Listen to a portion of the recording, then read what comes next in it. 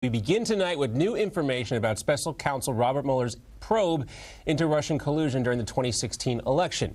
Mueller has subpoenaed documents between a witness and this Russia investigation and 10 Trump campaign associates with whom this person corresponded. One of those people includes President Trump. According to new reports, further, the Mueller subpoena seeks all communications, including handwritten notes dating back to November 1st, 2015. The latest comes from a few days after NBC first reported that Mueller is now investigating what Trump and his campaign knew about the hacked Democratic emails and whether the campaign coordinated with WikiLeaks on the email dump heading into the election. And that is where I'd like to welcome in our political commentator and Newsmax insider, Michael Reagan. Michael, when you read the blow-by-blow, the drip, drip, drip of this investigation, where do you think this is headed? God, I hope to hell. I mean, everybody is really tired of this. I mean, only the left is really interested in this because they still can't wrap their heads around the fact that Hillary Clinton lost the election. And so they're hoping it keeps on going on. And I think people hopefully are getting tired of it because nobody has found collusion everywhere they look. And every week it seems that Mueller opens up another direction to still look and try and find. Now they're back in what, November of 2015, trying to find something. Because the left, Mueller included, still can't wrap their heads around the fact, oh my God, Hillary Clinton lost the election. She lost because people don't like Hillary Clinton. Yes, we know that, Michael. You and I have established that. We're okay with it. We've accepted it, and we've been willing to move on. But too many people, as you pointed out, are not. I personally think Robert Mueller is going to go where the evidence takes him. But like you and like a lot of Americans out there, we're wondering when this is all going to end, and we'd like for him to get to the bottom of that. Meanwhile, former Trump aide Sam Nunberg, who we know here on Newsmax, he was an advisor to Trump's 2016 campaign. He has been subpoenaed, but Sam is now refusing to testify. He told MSNBC that it would be, quote, really funny if Mueller arrested him for ignoring the grand jury subpoena. Laughing, Nunberg said, quote, my lawyer is about to dump me right now. Take a listen. What if people think it looks suspicious? Let them think what they want.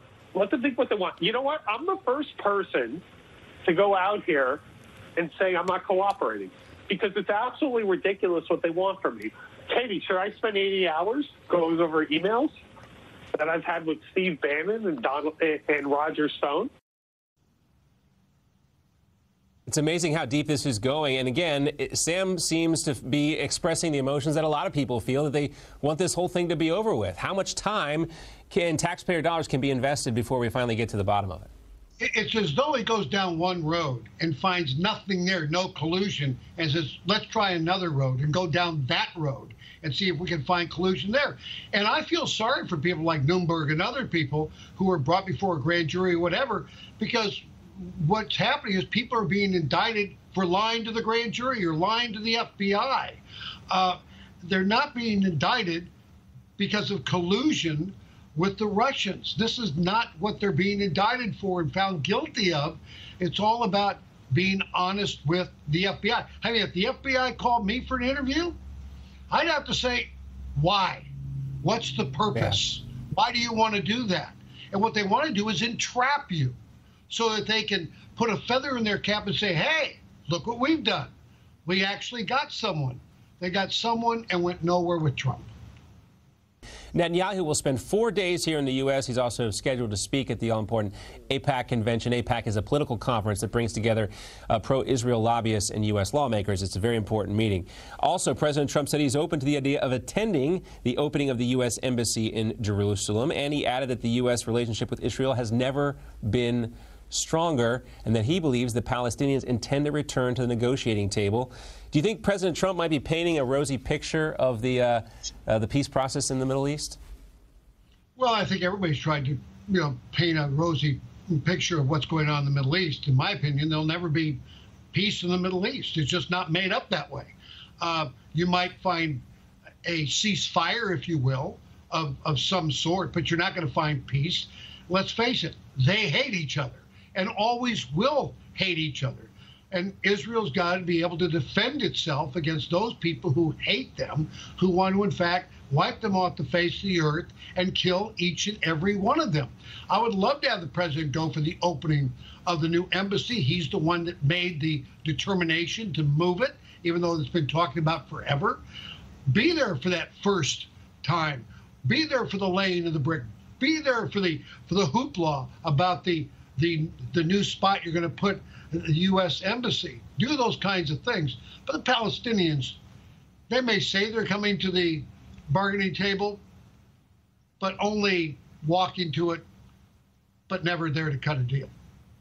Well, they say since President Trump made this announcement, they don't have any faith in the U.S. to be the arbitrator of this peace deal, but they weren't coming to the negotiating table really before the U.S. decided to change the embassy from Tel Aviv to Jerusalem. I don't see what changes now.